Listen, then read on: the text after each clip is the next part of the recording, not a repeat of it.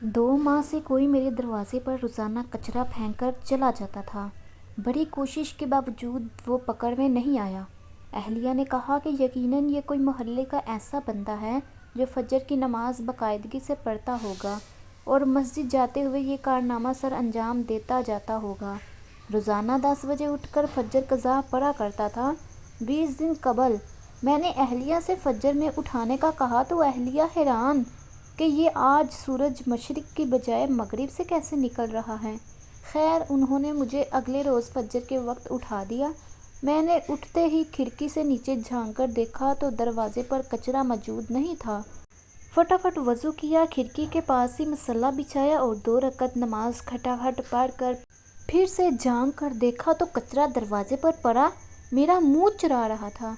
खैर, फिर 2 रकत फ़र्ज़ पढ़ कर दोबारा सो गया। अगले दिन सुन्नत के बजाय फ़र्ज़ पढ़ते कचरा फेंक दिया गया। 4 दिन इसी तरह गुजर गए लेकिन कचरा फेंकने वाले को पकड़ नहीं पाया। 5वें दिन अहलिया कहने लगी, माशाअल्लाह आप अब फजर की नमाज़ पढ़ने लगे हैं तो मस्जिद में बाजमात नमाज पढ़ लिया कीजिए। बात दिल को लगी और 5वें दिन सुन्नत घर में पढ़ कर जमात से 15 मिनट पहले दरवाजे पर कुर्सी लगा कर बैठ गया और मोहल्ले की नमाजी हजरात को आते जाते देखता कि किस नमाजी के हाथ में कचरे का शॉपर है। लेकिन अफसोस, सारे खाली हाथ जा रहे थे। नमाज पढ़कर आया तो दरवाजे पर कचरा मौजूद नहीं था। 1 हफ्ते मुसलसल पाबंदी से बाजमात नमाज पढ़ने के बाद मैंने अहलिया से कहा, बेगम अब कचरा फेंकने वाला शायद डर गया है तभी कचरा नहीं फेंक रहा। अब आप मुझे फजर के वक्त नहीं उठाना। अहलिया कुछ नहीं बोली। अगले दिन अहलिया ने तो मुझे नहीं उठाया, अलबत्ता मेरी खुद आँख खुल गई।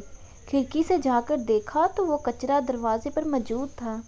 टाइम देखा तो फजर का वक्त तो बाकी था लेकिन जमात निकल चुकी थी। अब अगले दिन फिर वो मामूल था। 2 हफ्ते मुसलसल फजर की नमाज बाद जमात पढ़ता रहा और दरवाज़ा साफ़ सुथरा मिलता रहा। 2 हफ्ते बाद अब मेरी जमात से फजर की नमाज पढ़ने की आदत हो चुकी थी और अल्हम्दुलिल्लाह मैं बाजमात फजर की नमाज पढ़ना शुरू हो गया। फिर कुछ दिन बाद रात के खाने में इस कचरा फेंकने वाले का जिक्र आ गया। मैं उसे बड़ा बुरा कहने लगा। बेटा बोला, अब्बू आप उसे बड़ा बुरा ना कहें, बल्कि वो तो आपका मोहसिन है जिसकी वजह से आप फजर की नमाज बाजमात पाबंदी से पढ़ने लगे हैं।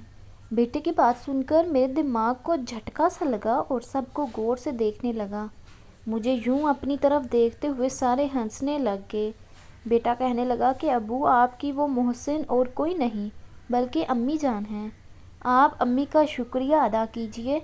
मैंने आलिया को देखा तो कहने लगी, जब घी सीधी उंगली से ना निकले तो टेढ़ी उंगली से निकालना पड़ता है।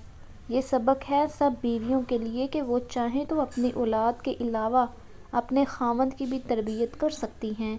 हाँ, अगर वो खुद तरबियत याफ्ता हो। तो आने वाली नेक्स्ट वीडियो तक आप अपना और अपने प्यारों का ख्याल रखें। अल्लाह हाफिज़। अगर वीडियो अच्छी लगी तो वीडियो को लाइक लाजमी करिएगा। ओके, अल्लाह हाफिज़।